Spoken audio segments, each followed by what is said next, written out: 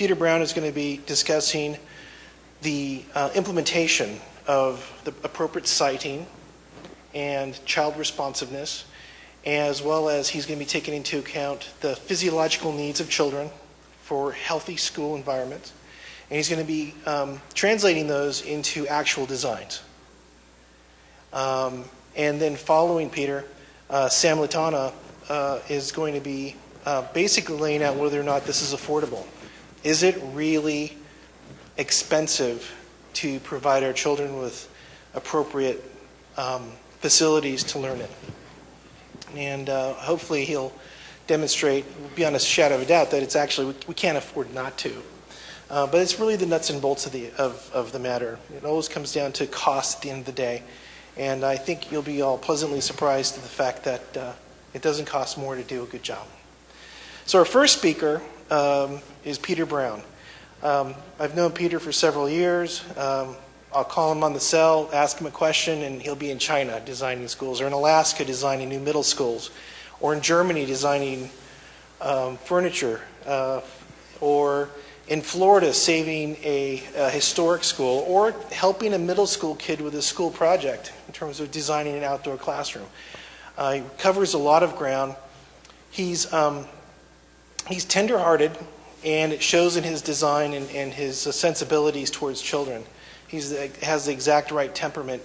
In fact, it's because of that he probably washed out of big corporate architecture, because he wasn't willing to bend his standards. Peter Brown is based in Dallas. We're really blessed that when we need him, he's here. He's worked in 7 countries. He's done over $1 billion of school construction design and programming. He's accommodated the needs of 50,000 students, and he has a long way to go in his career, and I'm looking forward to his presentation. Peter Brown. Thanks, Bill.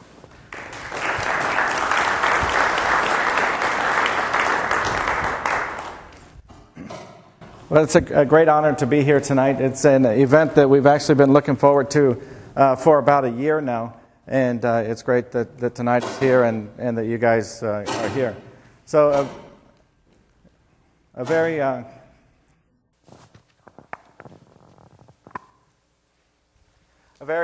important conversation that we're having, and actually the sequence that Bill outlined is great, starting at the urban scale, the neighborhood scale, moving into the physiological aspects of learning and the way our bodies work, and then how that translates into buildings, and then how do we get these things done. So it's a great overview of performing schools.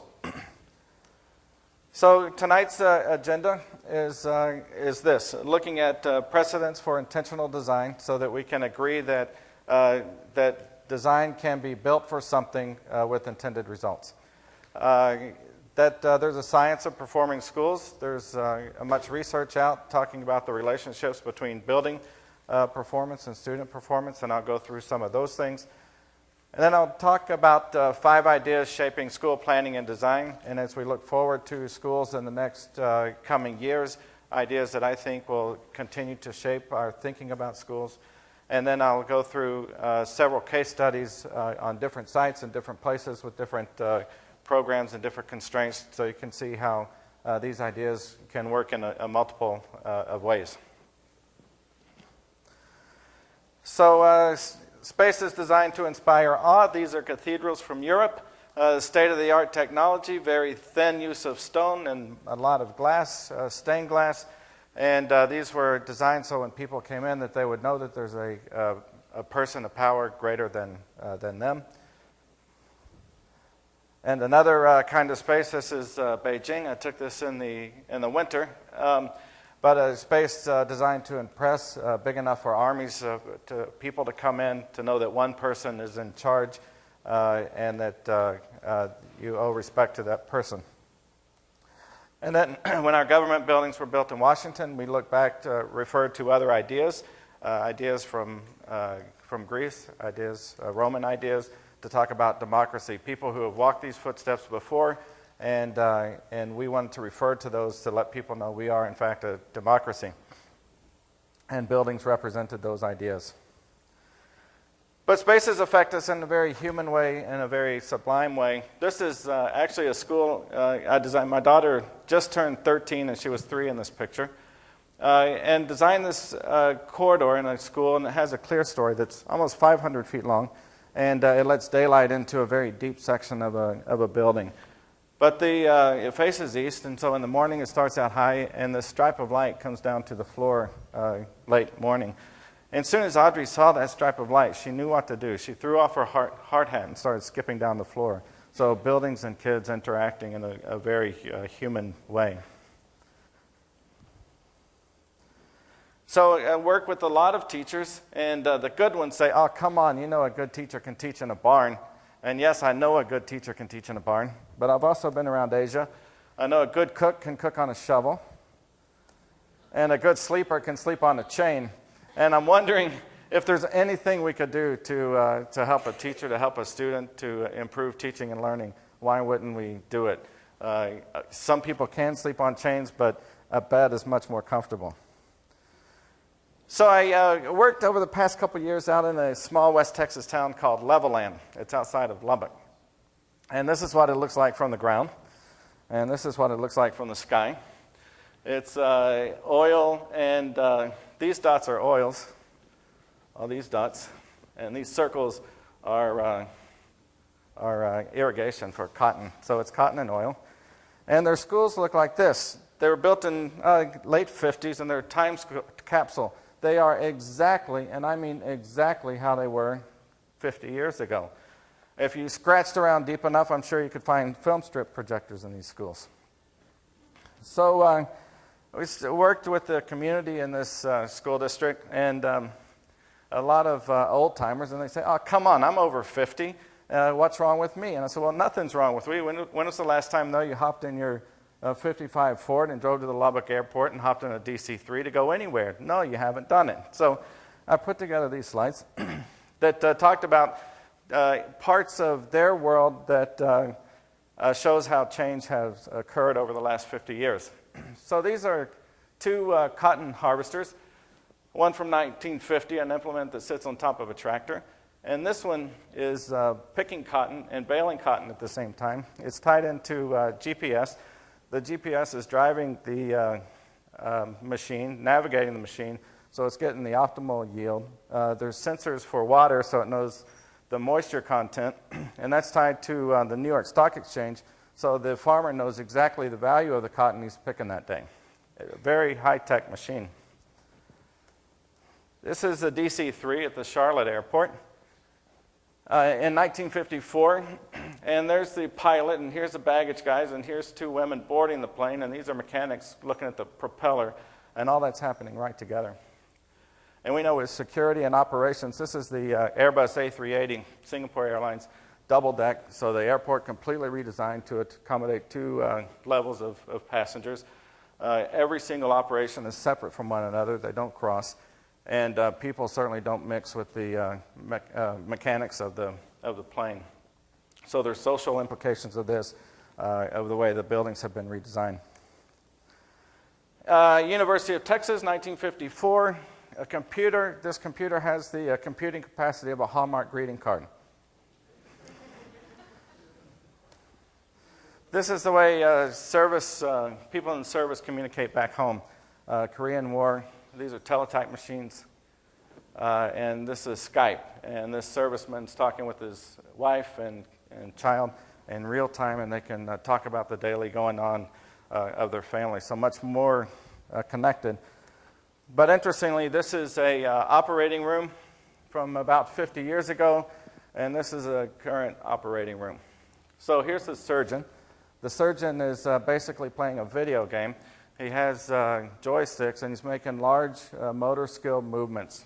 And here's a robot that has multiple implements. It selects the right implement and creates a very fine incision in the patient. The article I pulled this from said, this is all one room. The article I pulled it from said that the doctor could be in London and the patient could be in Nairobi.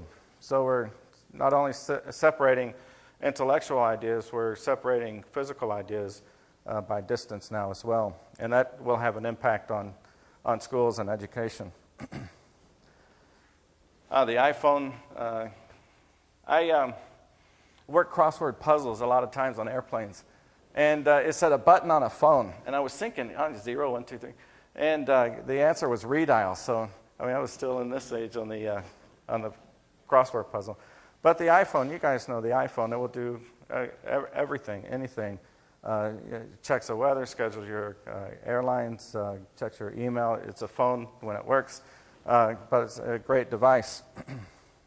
My daughter has now a cell phone at school, which she texts me all day long, although she's not supposed to. And she has a laptop at school that's tied into the internet.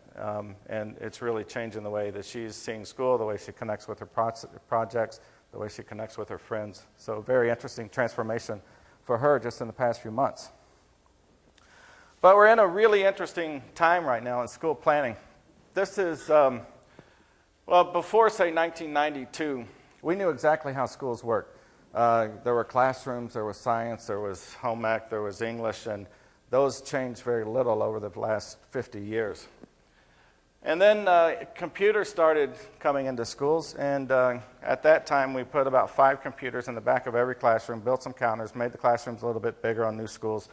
And so those were schools for digital learners, and so the teachers would allow kids to go back and work on that, but by and large didn't have a lot of connection with what was going on with the teaching process. This is where we are now, the work that's on the board. The kids who were born at this time will now become teachers. So we'll have schools for digital learners and digital teachers, and that will really change the way that we think about delivering education, the way that kids understand the world, where they get information from, who they communicate to, the time of day possibly that schools can work. If they're online, they can work online at home, and they can do projects at school. So it really has a lot of implications to the way schools work. So all of us, what issues belong to our generation to resolve? What are we going to do with schools, and how are they going to fit into our communities, and how are we going to make them work with kids and the human aspect? And so all of us who are interested in this, over the next 10, 15 years, what are we going to resolve? So the assumptions is we accept the idea of schools, that there's going to be a place, a building that kids will go to, and it will be called school. And this discussion is intended to raise questions and maybe some answers, I don't know. But if we think about what's a school look like, and people think about form, and people think about the Little Red Schoolhouse, those kinds of things, what we're talking about is much more rich and much more meaningful. So we're talking about things dealing with education, teaching and learning, educate.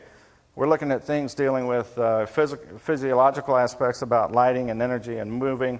We're looking at things dealing with scale, child scale, family scale, neighborhood scale, global scale. Looking at, Victoria talked a lot about how the brain works, and we explore and play and walk and inspire and excite curiosity. This is what buildings have to do, all of these things. And it's not just a room-by-room place that kids go. It's how do we create places for kids to get all of these attributes. So the science of performing schools. There's a lot of research, and as Bill said, it's probably one of the most researched topics dealing in education is the relationship between buildings and learning.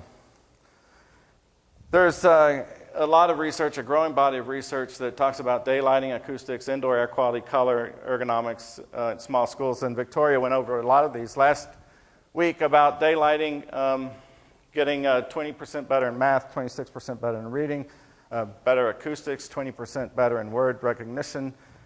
So all of these things affecting, in real terms, bricks and mortar performance of students. But this isn't so new. Bill, I went back after our meeting last week. I found this book in my library, School Planning. It's a decade worth of school planning ideas from 1940 to 1950. Here's a page out of it. It says, all classroom north lighted in Texas school. Every classroom has daylight in a Texas school. Here's a research. Texas did a bunch of research on the physiological aspects of lighting. And this is posture of kids in good balanced light and posture of kids that are in light from one side of the room. And it goes through the stats about this. 44% reduced infections by 30%. So all this is documented. How seeing involves the whole body. Here's how to get lighting on both sides of the room so you don't have twisted bodies in kids. Here's how to get wind in through schools. Natural ventilation and creating turbulence on one side, but also we have to think about the light and shielding the light. So this is how to make wind and light work together. This is 1949, March. So these aren't new ideas, but maybe we need to go back and pick up some. I wonder if we've lost some ideas. A great study came out of Massachusetts, the National Review of Green Schools, Cost, Benefits, and Implications. This is December in 2005, so pretty recent data. So benefits of basically what the report says, and the report's online, you can download it, is there's correlation between sustainable schools and schools that are good for kids. Good for buildings, good for energy, good for kids. Sustainable schools, you, of course, save energy and water. There's cost reductions with waste and emissions. There's increased student learning. Asthma goes down. Staff retention goes down. Employee benefits go up. Net employment gains. These are the same scores that I showed on the last slide. The interesting thing about daylighting, though, and Victoria mentioned this too, is the better the lighting gets, the better the grades get. It's not just a little bit of light is better. It's really great quality light is really a lot better. So it's incremental. The better the light, the better the performance. So, and kids love beautiful spaces. We have a teacher here that has a school in North Oak Cliff, and last week she was at this presentation and said that her windows were completely covered up with blinds and with student work. She heard the presentation, went back and did something about it, opened her shades, and the shades were designed to block the middle glare and let high light and low light in. And she worked all week last week without electric lights on in her classroom. She showed beautiful photographs of the kids working in natural daylight. The kids liked it. She interviewed some of the kids. She got her smart board where it would work in the light that's available. So it's a great story and a great environment to work in. Here's the school that Audrey was skipping down, so they can work all day long without lights in the corridors, so energy goes into the classrooms. Here's indoor air quality in the Massachusetts study. These are building strategies. So blue is increased outside air, red is individual control, yellow is moisture control, and this is pollutant source control. And these are how much better in tests going across that sick building syndrome, flu, sick building syndrome, headaches are down, asthma is way down, colds, allergies. So what this means, if people aren't sick, they're attending school, and when they can attend school, they're learning something. At least they have the potential to learn something. Or another way to look at it is the air is unfit to breathe in nearly 15,000 schools in the U.S. American school children missed 12 million days in 2000 due to asthma. 12 million school days missed by U.S. kids just due to asthma, which can be fixed with indoor air quality controls. Basically, the way these charts work is indoor air quality affects the allergies and respiratory, and if you have low IAQ, the performance is reduced and attendance is increased. So, I mean, bad indoor air quality, you get bad performance and worse attendance. So when indoor air quality is improved, the study showed a 5 to 15% increase in attendance.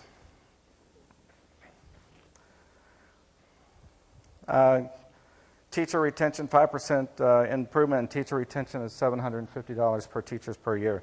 This is all money that goes to the bottom line.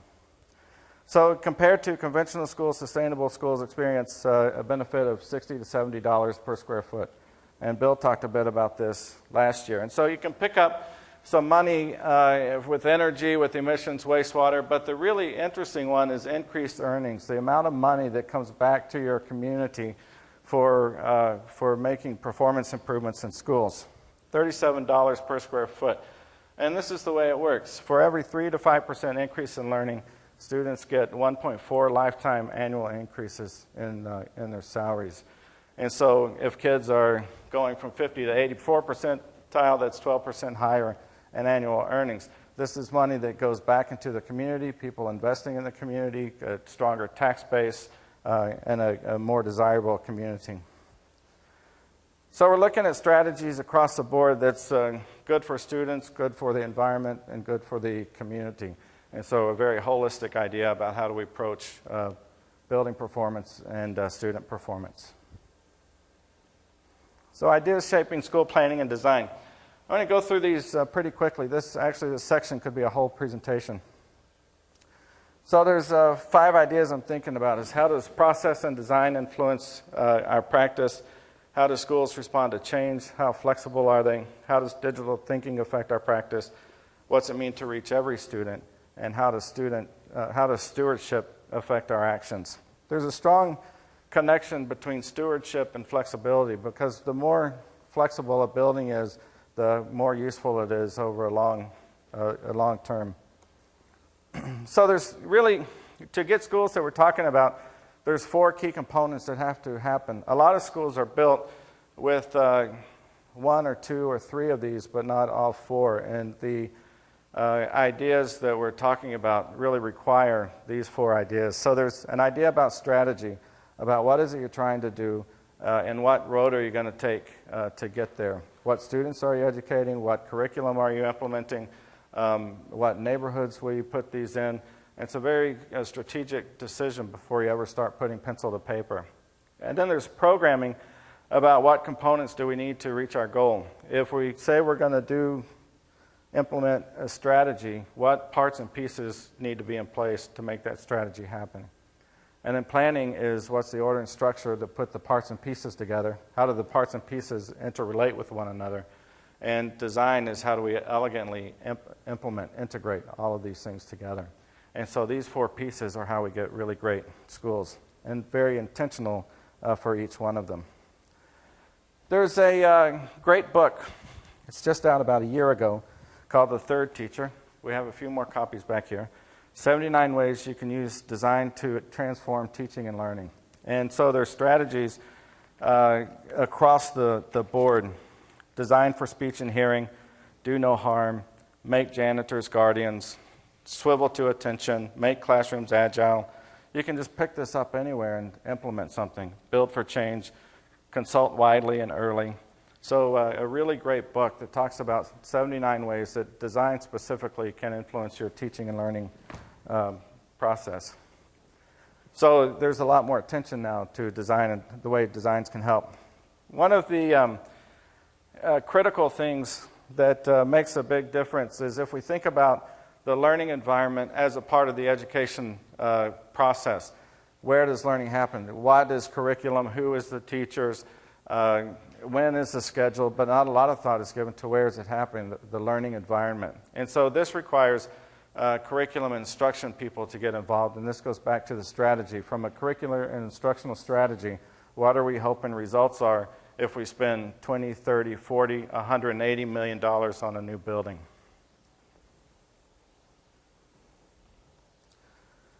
How do schools respond to change? This is flexibility. I heard Art Kleiner speak. He said everyone's interested in change. Some people are interested in causing it. Some people are interested in preventing it. But everybody's talking about it. So there's several ways that we can talk about change. And in our case studies, I'll go through some of these.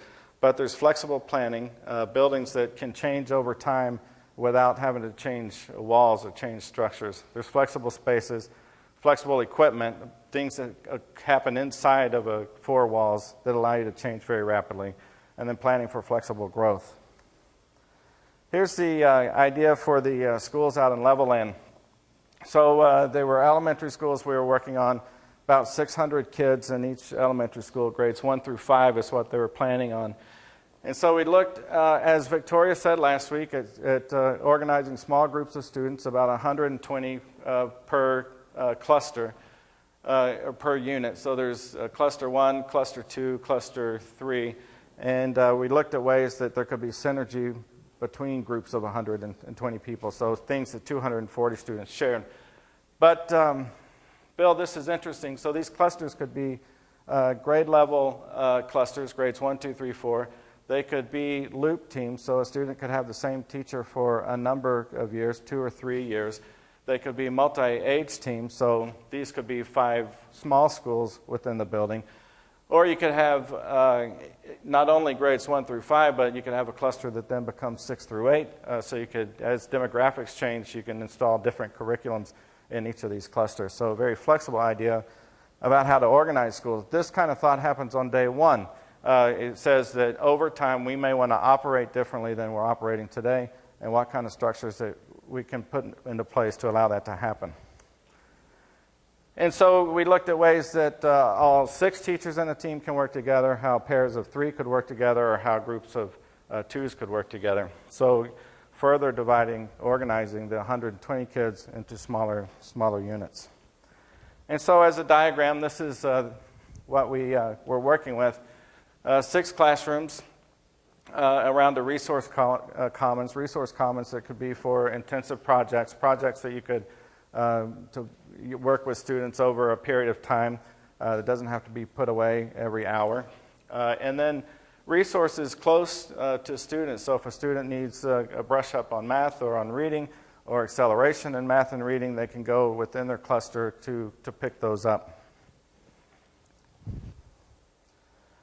An idea for a flexible high school model. I've implemented a similar idea in different variations a number of times across the U.S., but it's an idea that says there's academic teams across the top, and academic teams need certain components. So at the top on the slant in this diagram, there's classrooms, and down here there's basically shops. So science and prep spaces, career, and tech. So a lot of the discussion we hear in the planning world is, well, should science be distributed through every team, or should it be together so you have a science department? So what this model does is it allows all systems and services and the heavy expense bases to be co-located, so lines are minimized. And then grouped across from those are academic classrooms. So like the school in Levelland, these things could be grade level clusters, 9th, 10th, 11th, and 12th.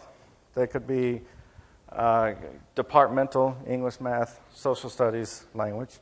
Or they could be interest-based teams, as Victoria described last week. But it's one group of spaces that stays consistent over time, that when you change the room name, they can behave very differently. Flexible equipment, looking at systems that can move. When I first saw a classroom like this, it was in Hanover, Germany. It was for elementary kids, and they were doing studies on classrooms that can move versus classrooms that were static. Working with the Dr. Dieter Breidecker, who's the chairman of the workforce in Germany that measures posture development. Basically, he's doing the study in modern Germany that the study in Texas that I showed you with the back that they were doing 50 years ago in the States. And what he's coming up with is movement is essential and critical to the way students grow and the way that they think. And so he has this classroom in Germany, in Hanover, and it's a movement classroom, and everything about the classroom is designed to move. So when the kids come in on the chalkboard, these are little kids. When the kids come in on the chalkboard, the marker board, there's the instructions for the day, and it says by the end of the day you have to get this done, this done, this done, this done. The kids manage their own time to get it done. And there's places that they can stand up, they can lay down, they can work around the table in groups, so lots of different options. And then sometimes when they're working in the whole group, the teacher will say, okay, anybody who thinks the answer is red, go over there. Anybody who thinks the answer is blue goes over there. Okay, any reds want to change, blue want to change, and they swap. So all day long they're moving. And they're finding that the memory and concentration of these kids throughout the day are continuing to increase. And the ones in the static classrooms, after about the second hour, their attention and concentration, memory and concentration goes down. And so just by moving, it's the same diagram that Victoria showed last week. Light bulbs on when kids are moving, light bulbs off when kids aren't moving, and so how do we create places that allow that to happen?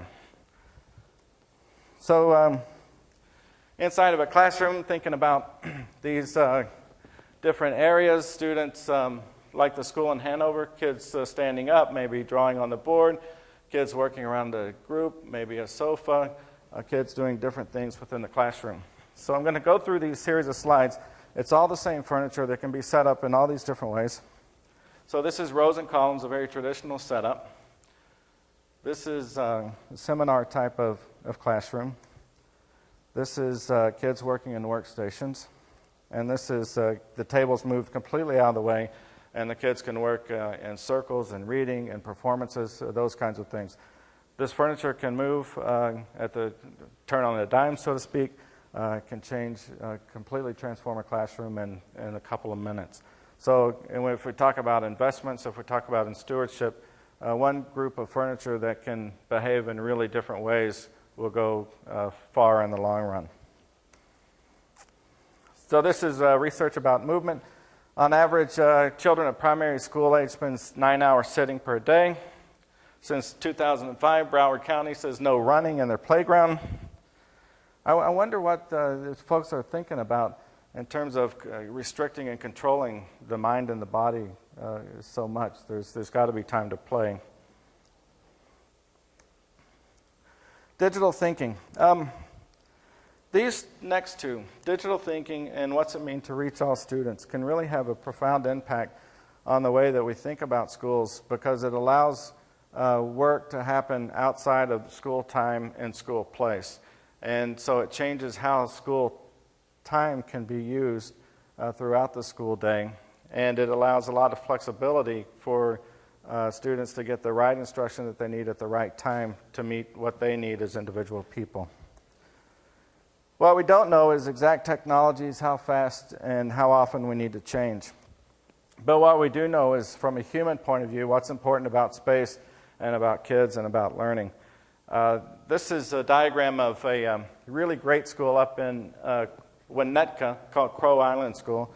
It's widely regarded as the first modern school in the U.S., designed in about 1938, built in 1940. And they did research from the start about how teaching happened and how learning happened in this school district. Progressive ed, John Dewey from University of Chicago. So they came up with this diagram that said there needs to be a whole group space and there needs to be a small group space, because sometimes you need to work together on academic work, and sometimes you need to work alone on academic work, and sometimes you need to work together in activity work, and sometimes you need to work alone in activity work. And so this space allows that to happen very fluidly. And then each class in this environment has an outdoor classroom so kids can go outside and learn as well. This classroom model was repeated 22 times at Crow Island. It's been useful now almost 75 years. Same building, almost no renovation to the building. The questions we have is, what's it mean to be networked? Who are we networking with? Who can kids talk to during the school day? Why would they talk to them? What are connections outside the classroom? How do we structure time for student space? I'm working now with clients on how we slip the schedule and how we slip spaces, so if kids need to linger for a little bit, they can do that. Teachers are saying, well, geez, if I just had 5 more minutes with the kid, they would get it, and then I wouldn't have to start over again tomorrow. So looking at how just subtle shifts in time and space. How do we structure content for student interest so that every kid is getting what they need? And what's it mean to be online and self-directed? Where these ideas are happening most is at the alternative school level. Kids who don't show up for school. And what they've shown is they won't tolerate standard practices. And so schools that are very successful in implementing creative technology strategies are keeping kids in school that normally wouldn't be there. So small computers. This is interesting. Saw this at Brookstone at the airport the other day. It's a projector, and it's 2/3 the width of my iPhone and the same thickness as my iPhone. And so and Samsung now has a projector and a cell phone. And so what it means in terms of a classroom, and I was just working in Illinois with a teacher who confirmed this, is there's 5 or 6 presentations happening at one time. So it's not just one teacher delivering one thing. It's multiple activities happening in the classroom at one time. Kids are creating their own content. They're working together on their own content. So technology is changing the way rooms are being set up. Kindles and now the iPad. 3,500 books on this thing. Hopefully we can eliminate this posture trap. All right, these are from Microsoft. Microsoft 2019, and it's showing developments in technology. Here's two people. They're drinking coffee on a coffee table, but they have their electronic devices, and they're moving things from one to the other. So they're sharing. They have a very portable device. They can put it on the table, and now they're sharing stuff. Or you could do maps. This is two students that are talking about a pet. This girl says, I have a cat. Do you have a cat? As she's talking, it's translating from English to Indian. And so it's also popping up with content information. In India, cats are considered bad luck, so it's providing information about the subject that she doesn't know already. So here's what it looks like. One's in Sydney, one's in Mumbai. And so this is the technology. So it's a projected technology that's allowing two kids to stand on either side of a wall and experience each other. So that's interesting, but here's an adult that's also looking at the situation, and this adult can also comment on the situation. Bill mentioned I work with kids around the country, and it's so great to know on Skype or on Facebook or on Twitter that we can work back and forth at the kids' time, and it's not scheduling a time that you have to be there. I don't have to fly there. They just have a question, and you can answer the question. So it changes who the kids have access to during the day. And then what's it mean to reach all students? When I went to school, there was a bell-shaped curve. And the bell-shaped curve said most of the students, most of the time, get stuff right. And so that's the way the school system was designed. But what it means from the elite, that's planned failure, and from the kids who struggle, that's planned failure. So you're taking two valuable groups of kids and planning to fail them. And so from a school point of view, they're looking at all kinds of ways to pick up these kids. This is the good part of No Child Left Behind. Time Magazine says we're looking too low. And so looking now, working with schools to look at a broad range of students and what strategies reach a broad range of students. So this is a school up in Ryan. It's Ryan Middle School in Fairbanks, Alaska.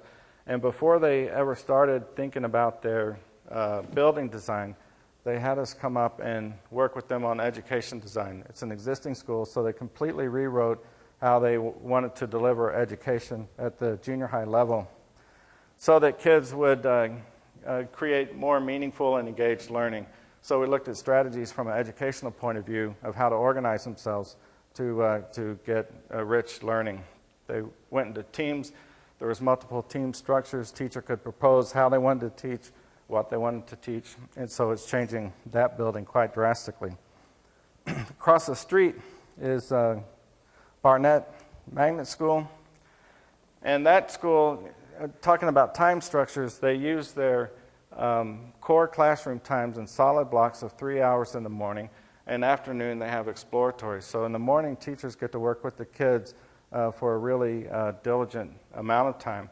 In the afternoon, there's a lot of any kind of exploratories: German, Chinese, English, Spanish, hip-hop dancing, salsa dancing, tango dancing, reading, raising plants, raising animals.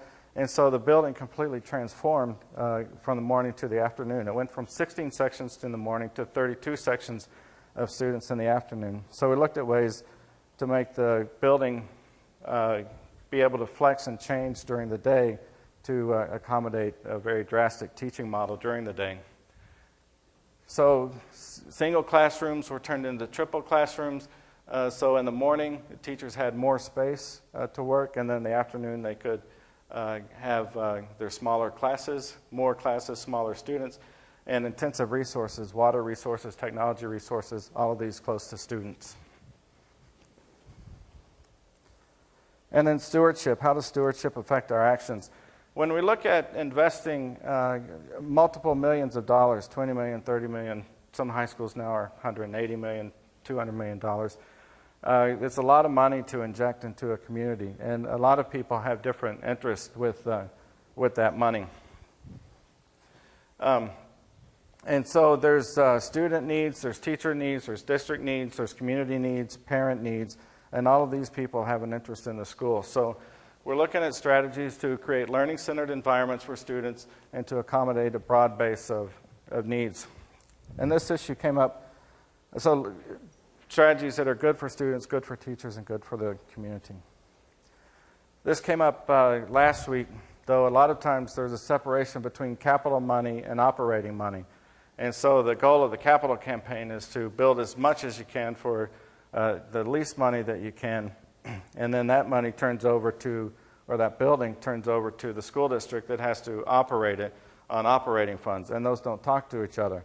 And so what it means, if you wanted to build a high-quality school building, that would limit the capital funds, but it would have long-term payoffs on the operating side, and so districts would continue to recoup money from the initial investment. So there has to be some way, as a structure, an administrative and organizational structure, to get the capital money talking with the operating money. This will make a big difference in the way schools work. There's also, along with this, is interlocal agreements and interdepartmental agreements within cities.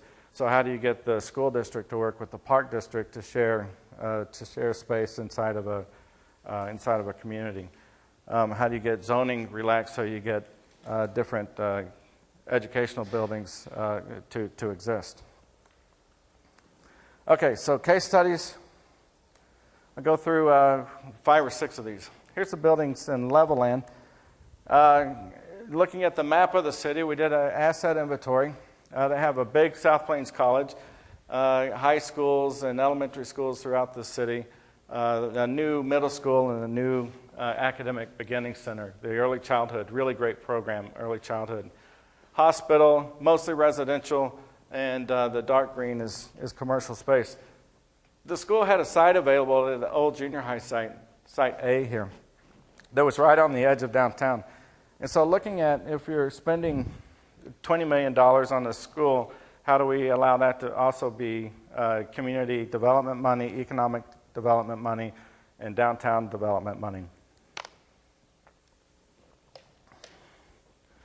So we organized the building that the downtown component had the public access, the media centers, the gym, the cafeteria, things that the public could use for nights and weekends and for events. And then the classroom components face the neighborhoods. So this block was really in a transition zone between the downtown area and the neighborhood area. So the kids in classrooms were near residential. The public spaces were near the downtown component. So orange is the area that public could access. It goes towards the downtown, and blue is the area that students access from the neighborhoods. And a simple diagram, the classroom clusters, a simple gallery going down the building, a gymnasium, a cafeteria. They have this big bluegrass festival. South Plains College is one of the biggest bluegrass hubs educationally around, say nationally. And they have this big bluegrass fest in the summer. So we were looking at how do we create this also as a venue point when the town has thousands of people coming in and need places to new venues, greater venues, larger venues. So the clusters look something like this. Realizing that learning is doing different things in each of the classrooms. Some might have the furniture against the wall. Some is very traditional. Some might be what looks like fun and games. Places where the entire group can meet together. Maybe hang projects from the ceiling. And then looking at how do we get light on both sides of all classrooms. So these diagrams start to implement and integrate all the ideas that we're talking about from Victoria last week, from Bill's citing, and from the research that's out there. Or another version that has places an impromptu performance area for students, small libraries, projection capabilities, maybe galleries for student work. So a different take on the previous diagram. Ideas about displays in the school. It's an oil town, so thinking about these pump jacks that they see. The neighborhoods have house, pump jack, house. So that's the way it is out there. So tying maybe what these things are doing in a demonstration to the fossil fuels, to ticker tapes coming from the people who are funding this whole operation. And then potentially maybe opening up classrooms completely to the outdoors. Fredericksburg, Texas. This is a private school. It's a small Christian school. They had about 200 students, looking to grow to about 400 students. And they'd been in churches their entire existence and really landlocked in the churches. So they're looking at responsible growth. And had a lot of great ideas about the education, the classical education model that builds from K to 12.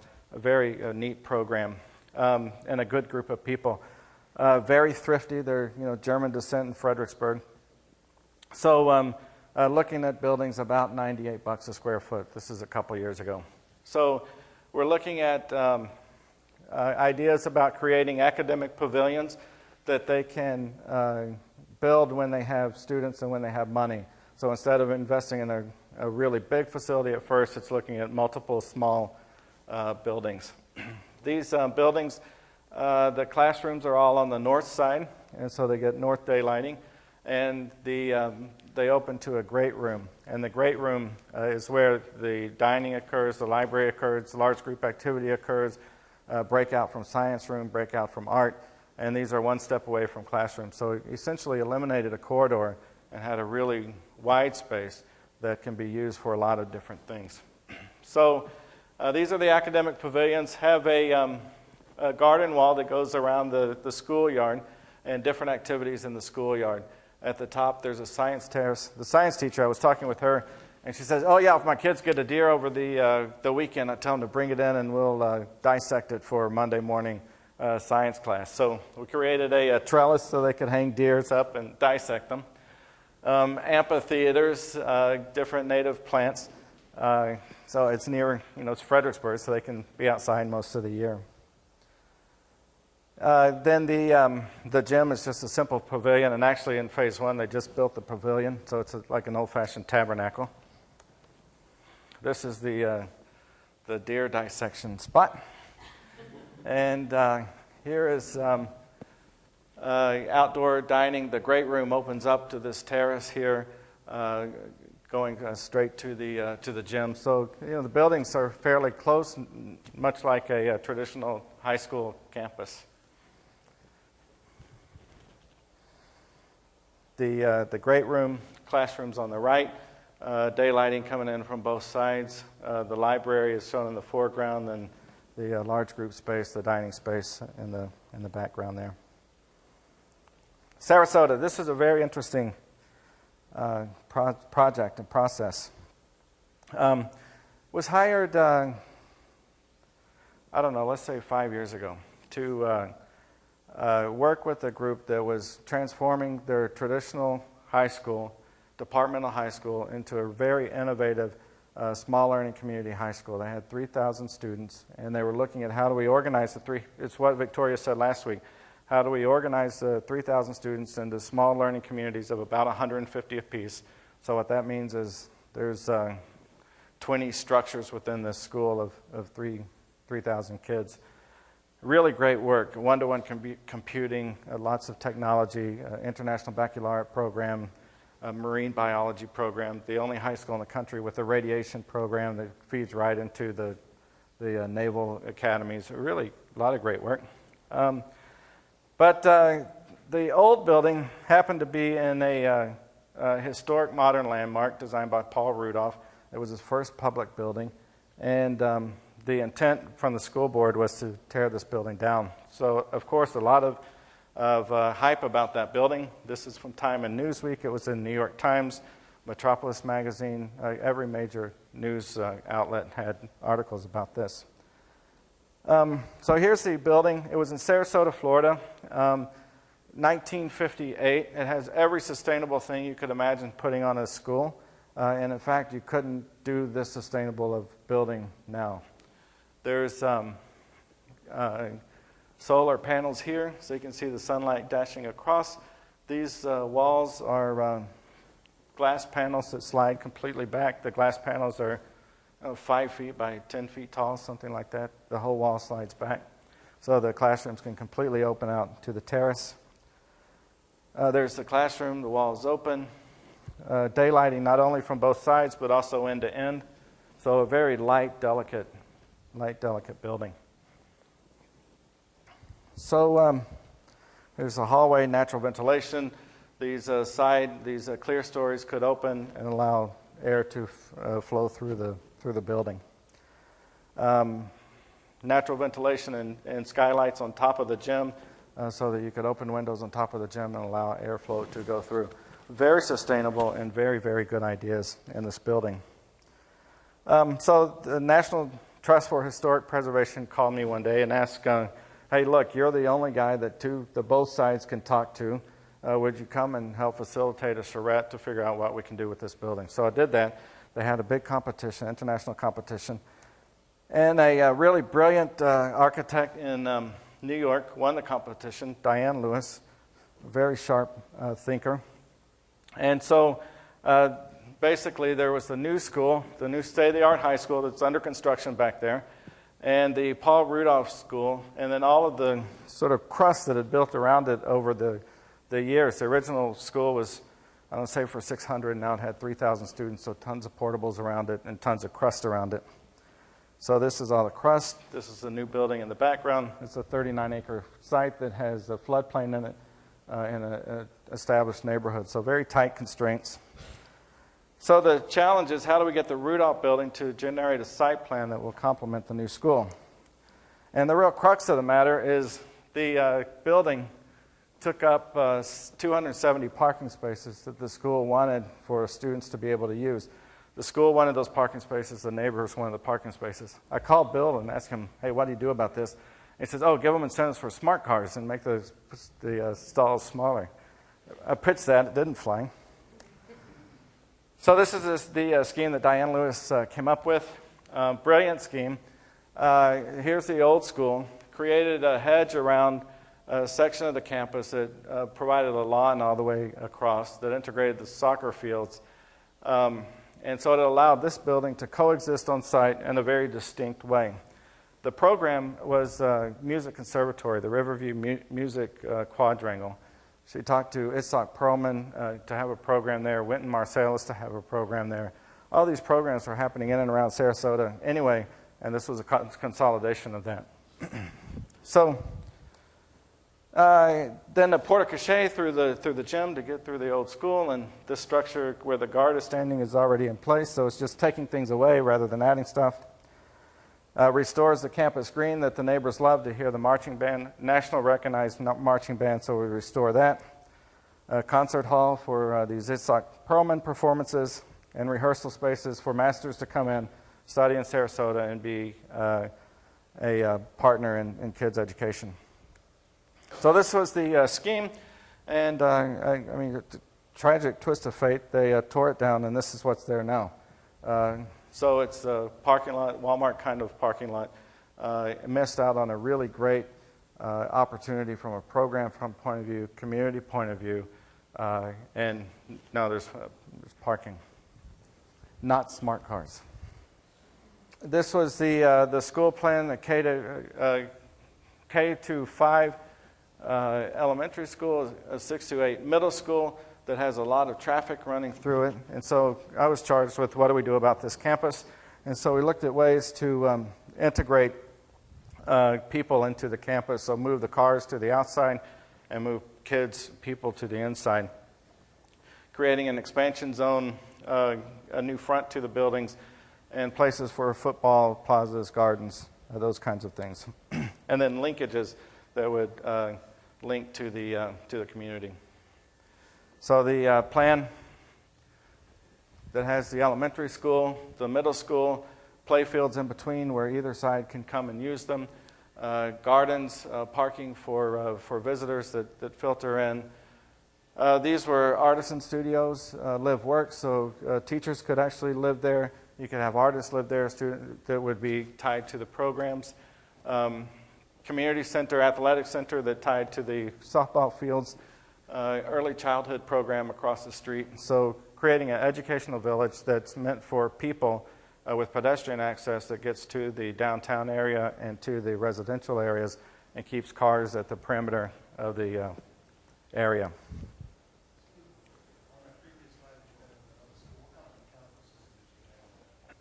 It's an existing building. Bill, do you know what the mechanical system is? In Sarasota, well, at first there wasn't much because there wasn't air conditioning. It was all natural ventilation. There was heating at the windows. Over the years, of course, they added central systems, a 4-pipe system, and those systems, as soon as they started with that, it starts to defeat the other elements, the daylighting system, the natural ventilation system, and so the retrofits started to downgrade the performance of the building, which was one of the overall problems with it.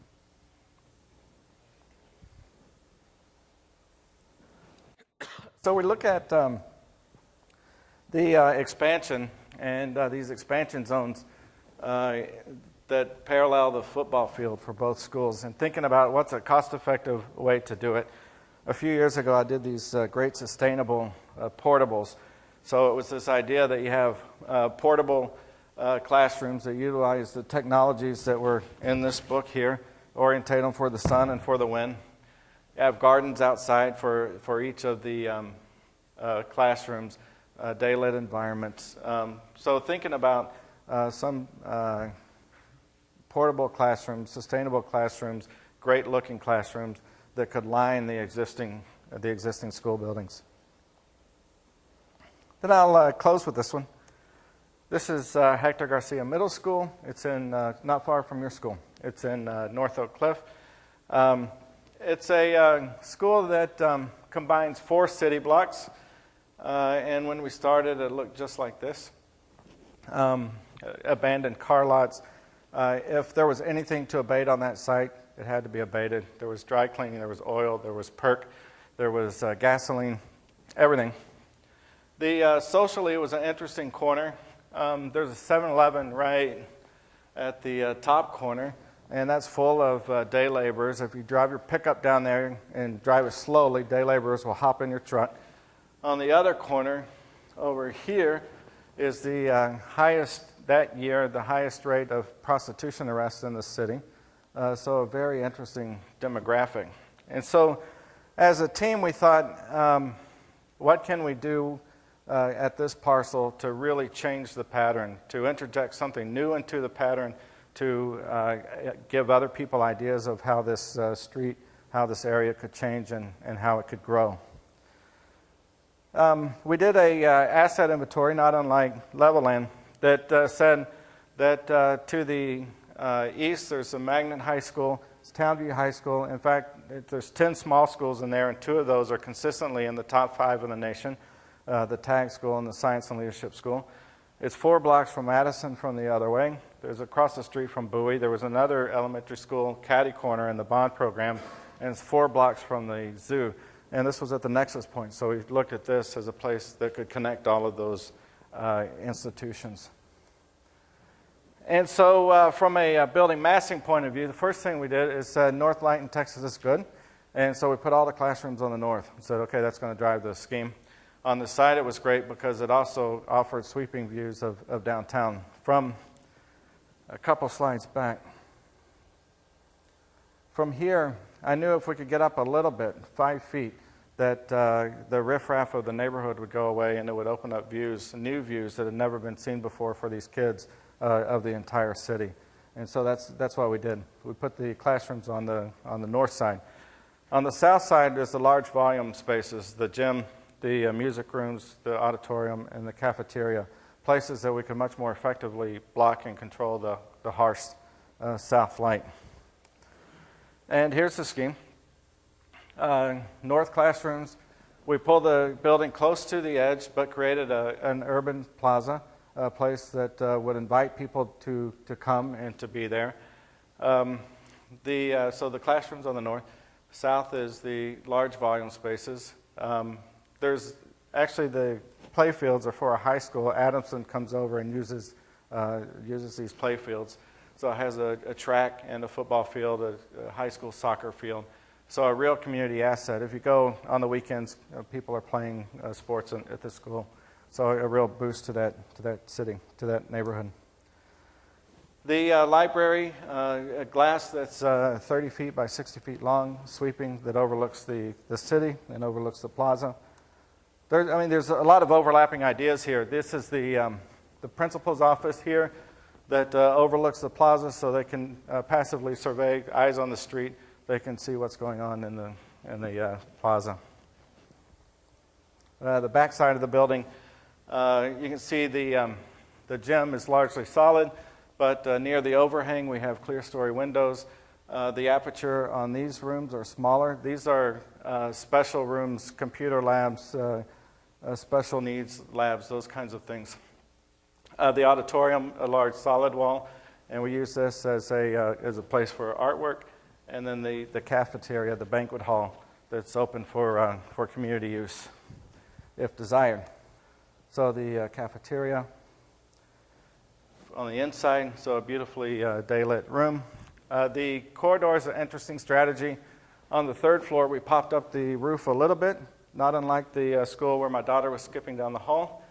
And then we pulled the corridor a bit over and allow light from the third floor to come down to the second floor. So it's a very deep section building that allows light to come into it. Lights over the lockers to allow light to come deep from the north side. And then science, this is a science lab, but every classroom has this view. And if you stand in the windows and look to the right, you can see Fair Park, and you can see all the way across downtown, across the medical community, over to the airport, Los Colinas to the airport. And I was by there about a couple months ago and talked to the teachers. Every one of them, every single one of them, said that they stand at those windows and they teach the kids about the city standing at the windows. And so it's doing exactly as it was intended to do. And the library, large volume space, looking over the city. So that's it. I'll be glad to answer any questions or hear any comments you might have.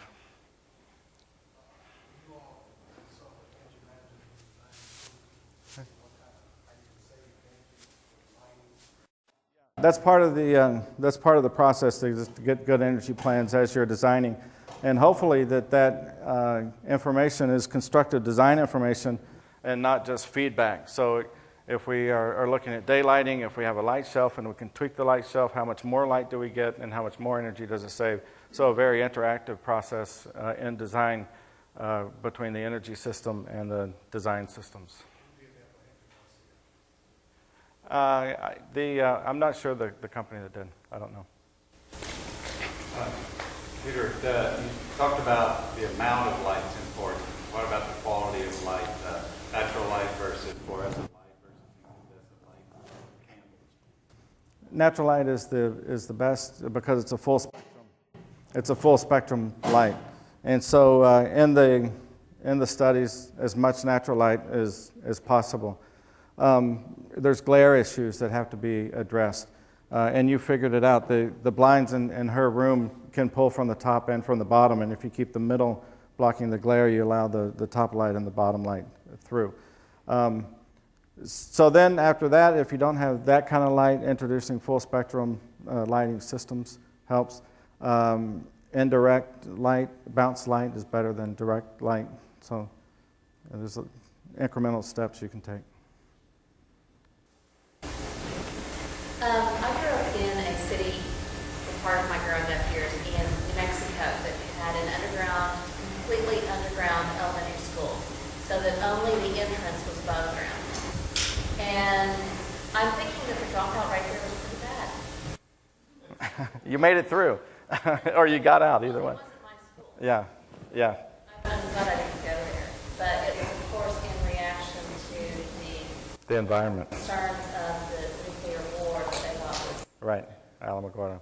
Yeah, I think it's really important to think about schools as human places.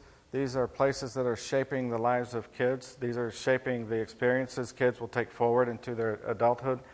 And it's shaping a workplace for adults. There's, high school has a couple hundred employees, and it's shaping the lives of these people. And so they should be human places, humane places. Peter, could you repeat the question before? Yeah, you bet. That Garcia Middle School has been open for a few years. Yeah. Is there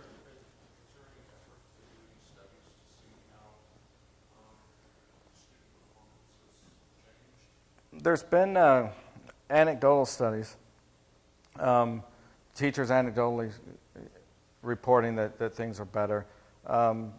The staff retention rate is quite high. People want to work there, so that's good. I don't know of any formal studies that have been done, but it's a good question that should be done on the educational side and also on the building system side. I didn't mention Hector Garcia is a LEED building. It's a LEED certified building. In that bond program, it was the 2002 bond program. Sustainability wasn't a part of it. And really out of an effort between us and the program manager, DMJ and management, we made a commitment to deliver a sustainable building. And we went to the school district and said, we're going to do a sustainable building. And they said, okay, it can't cost any more money. Do what you want to. It's not costing, we're not giving you more fee and we're not giving you more budget to work with. And so most of the moves, most of the LEED points come from the basic moves. Classrooms on the north, daylighting and views. There's a bus nearby. Just the big picture things that could happen with it. The other points, the more sophisticated points we put in the bidding documents as alternates, and some were chosen, some were not. But overall, I think on $24 million, they chose $88,000 of ads, and the building is certified LEED. We carried it silver all the way through, and with the bid day, it came out to certified. Yes? Yeah, it's a part of the LEED process. Kind of away from the physical science, but more about the structure of students. There was some discussion some time back about middle school, junior highs having a negative effect on students making that transition. Is there any more research? There is. It's a tough skip in the education system because basically you get, just as family units work, you get parents who love elementary school and they get to know their teachers and they get to know their principals. They're very active. They're in the PTA. And then they look forward to high school. There's football, there's cheerleading, there's great programs, and they look forward to high school. But the middle school years, and especially junior high years, 7 and 8, are just a real quick skip. It's a hiccup in the system. And yeah, the work that we were doing in Fairbanks was to address just that thing of how do we get kids more engaged and how do we get parents more engaged for these 2 years. There's a number of good models. A K-8 model, a lot of schools or school systems are doing that, especially on the magnet front or exploratory front. There's alternative schools that are looking at 7 through 12 models, so you're getting the kids in the high school environment earlier, and those are successful. So yeah, there's a lot of discussion around the middle school years. Is there any source find that information? National Middle School Association, a lot of great research. They have this document, I believe, and it has 14 key components of middle school education. Great. And so National Middle School Association. Yeah. Other questions? How do you all come up with location for parent drop-off and pickup? There's a lot of discussion about that. There's safety and security issues of just traffic flow and how do we get traffic flow working. Is analyzing the volume of cars, how many parents are coming versus how many buses are coming. Usually you want the parent traffic separate from the bus traffic because the can't pass a bus and that causes problems. And you want pedestrians to be safe from all of that. So it's a interesting puzzle, but almost every school those are separate systems. Hector Garcia, we had parents in the back and buses in the front. Yeah. Good. Yeah, you bet.